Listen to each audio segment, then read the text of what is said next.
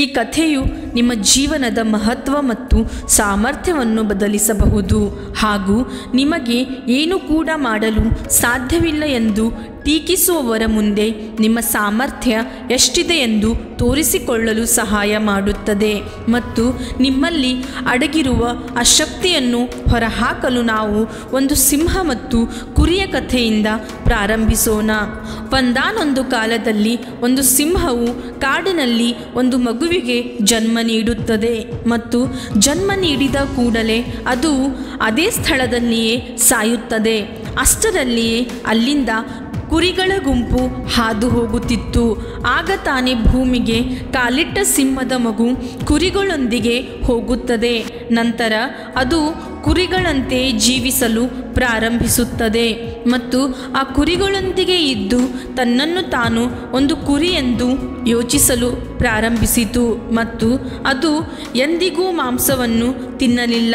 ಬದಲಿಗೆ ಅದು ಕುರಿಗಳೊಂದಿಗೆ ಸೇರಿ ಹುಲ್ಲು ತಿನ್ನಲು ಪ್ರಾರಂಭಿಸುತ್ತದೆ. ಆ ಸಿಂಹದ ಮಗುವಿಗೆ ಯಾವುದೇ ರೀತಿಯ ಕಲ್ಪನೆ ಕೂಡ ಇರುವುದಿಲ್ಲ. ಸಿಂಹ ಹೇಗೆ ಜೀವಿಸುತ್ತದೆ, ಸಿಂಹ ಹೇಗೆ ಇರುತ್ತದೆ ಮತ್ತು ತನ್ನ ಜೀವನವನ್ನು ಹೇಗೆ ಕಳೆಯುತ್ತದೆ ಎಂಬುದು ಅದಕ್ಕೆ ತಿಳಿದಿರುವುದಿಲ್ಲ ಹಾಗೂ ಅದಕ್ಕೆ ತಾನು ಒಂದು ಸಿಂಹದ ಮರಿ ಎಂದು ಕೂಡ ಅದಕ್ಕೆ ತಿಳಿದಿರುವುದಿಲ್ಲ. ಏಕೆಂದರೆ ಅವನ ಸುತ್ತಮುತ್ತಲೂ ಕುರಿಗಳಿದ್ದವು ಮತ್ತು ಅದು ಕುರಿಗಳೊಂದಿಗೆ ಬೆಳೆಯಲು ಪ್ರಾರಂಭಿಸುತ್ತದೆ. ಅದು ಎಂದಿಗೂ ಕೂಡ ಸಿಂಹದಂತೆ ಘರ್ಜಿಸಿರಲಿಲ್ಲ.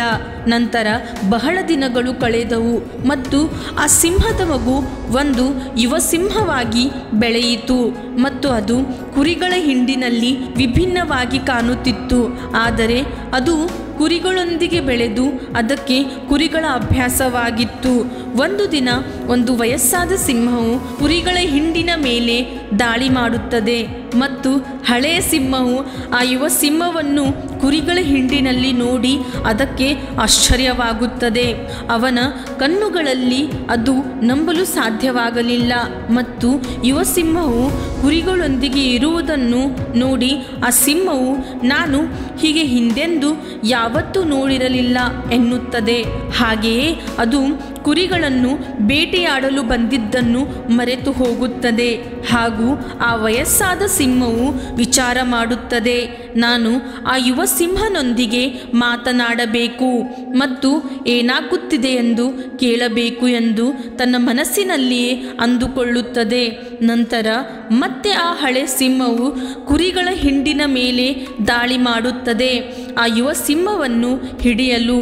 ಆಗ ಕುರಿಗಳು ಆ ವಯಸ್ಸಾದ ಸಿಂಹವನ್ನು ನೋಡಿದ ತಕ್ಷಣ ಅವು ತಮ್ಮ ಜೀವವನ್ನು ಉಳಿಸಿಕೊಳ್ಳುವ ಸಲುವಾಗಿ ಅಲ್ಲಿಂದ ಓಡಿ ಹೋಗಲು ಪ್ರಾರಂಭಿಸುತ್ತವೆ ಮತ್ತು ಆ ಕುರಿಗಳೊಂದಿಗೆ ಆ ಯುವ ಸಿಂಹವು ಕೂಡ ತನ್ನ ಜೀವವನ್ನು ಉಳಿಸಿಕೊಳ್ಳಲು ಅದು ಕೂಡ ಕುರಿಗಳೊಂದಿಗೆ ಓಡಲು ಪ್ರಾರಂಭಿಸುತ್ತದೆ. ಮತ್ತು ಸ್ವಲ್ಪ ಸಮಯದ ನಂತರ ಆ ವಯಸ್ಸಾದ ಸಿಂಹವು ಆ ಯುವ ಸಿಂಹವನ್ನು ಹಿಡಿಯುತ್ತದೆ ಮತ್ತು ಅವನನ್ನು ನದಿಯ ಕಡೆಗೆ ಕರೆದುಕೊಂಡು ಹೋಗುತ್ತದೆ.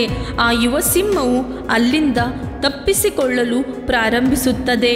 ಆದರೆ ವಯಸ್ಸಾದ ಸಿಂಹವು ಯುವ ಸಿಂಹಕ್ಕೆ ನದಿಯ ಕಡೆಗೆ ತಳ್ಳುತ್ತದೆ ಹಾಗೂ ಯುವ ಸಿಂಹಕ್ಕೆ ಹೇಳುತ್ತದೆ, ನೀನು ನಿನ್ನನ್ನು ಒಮ್ಮೆ ಈ ನೀರಿನಲ್ಲಿ ನೋಡಿಕೊ ಎನ್ನುತ್ತದೆ. ಹಾಗೆಯೇ ಈ ನೀರಿನಲ್ಲಿ ನಿನ್ನ ಮುಖ ನೋಡು ಮತ್ತು ನನ್ನ ಮುಖ ನೋಡು, ನಂತರ ನೀರಿನಲ್ಲಿ ನಿನ್ನ ದೇಹವನ್ನು ನೋಡು ಮತ್ತು ನನ್ನ ದೇಹವನ್ನು ನೋಡು ಎಂದು ಹೇಳುತ್ತದೆ.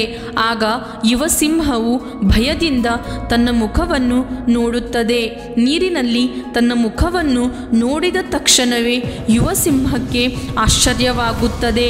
ನಂತರ ಅವನಿಗೆ ತಾನು ಒಂದು ಕುರಿಯಲ್ಲ, ತಾನು ಸಿಂಹದಂತೆ ಕಾಣುತ್ತಿದ್ದೇನೆ ಎಂಬುದು ತಿಳಿಯುತ್ತದೆ ಮತ್ತು ಆ ಯುವ ಸಿಂಹಕ್ಕೆ ನಿಜವಾದ ವಾಸ್ತವ ಏನು ಎಂಬುದು ತಿಳಿಯುತ್ತದೆ ಹಾಗೂ ತಿಳಿದ ತಕ್ಷಣವೇ ಅದು ಘರ್ಜಿಸಲು ಶುರು ಮಾಡುತ್ತದೆ ಮತ್ತು ಯುವ ಸಿಂಹದ ಗರ್ಜನೆ ಕೇಳಿ ಆ ಇಡೀ ಕಾಡೆ ನಡುಗುತ್ತದೆ ಮತ್ತು ಆ ಯುವ ಸಿಂಹವು ತನ್ನನ್ನು ತಾನು ಗುರುತಿಸಿಕೊಳ್ಳುತ್ತದೆ ಹಾಗೂ ತನ್ನ ಶಕ್ತಿಯನ್ನು ಗುರುತಿಸಿಕೊಳ್ಳುತ್ತದೆ ಮತ್ತು ನಂತರ ಯುವ ಸಿಂಹವು ತನ್ನಲ್ಲಿ ತಾನು ಹಿಂದೆಂದೂ ಮಾಡದಂತಹ ಶಕ್ತಿಯನ್ನು ಅನುಭವಿಸುತ್ತದೆ ಹಾಗೂ ಯುವ ಸಿಂಹವು ಯೋಚಿಸುತ್ತದೆ, ಒಂದು ಕುರಿಯ ಹಾಗೆಯೇ ಜೀವಿಸುವುದು ವಾಸ್ತವವಲ್ಲ, ಇದು ಕೇವಲ ಒಂದು ಮಾನಸಿಕ ಕಲ್ಪನೆಯಾಗಿದೆ ಮತ್ತು ಇದೆಲ್ಲವೂ ಆ ಯುವ ಸಿಂಹಕ್ಕೆ ಅರ್ಥವಾಗುತ್ತದೆ.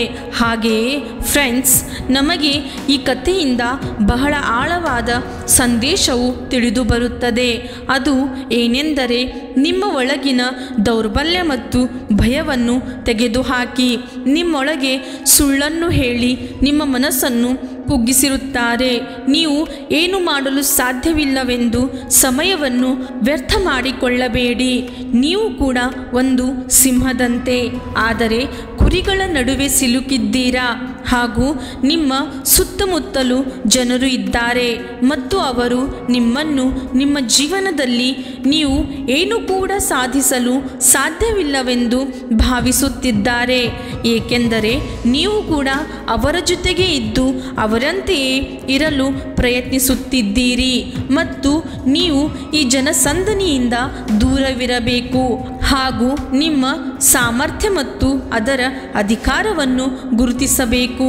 ಮತ್ತು ಯಾವ ದಿನ ನೀವು ನಿಮ್ಮ ಸಾಮರ್ಥ್ಯ, ಶಕ್ತಿ, ಅಧಿಕಾರವನ್ನು ಗುರುತಿಸುತ್ತೀರೋ ಆ ಸಿಂಹದಂತೆ, ಆಗ ನಿಮ್ಮನ್ನು ಈ ಜಗತ್ತಿನ ಧರಣಿಯಿಂದ ತಡೆಯಲು ಯಾರಿಗೂ ಸಾಧ್ಯವಿಲ್ಲ ಮತ್ತು ನಿಮ್ಮ ಯಶಸ್ಸನ್ನು ಸೋಲಿಸಲು ಯಾರಿಂದಲೂ ಸಾಧ್ಯವಿಲ್ಲ.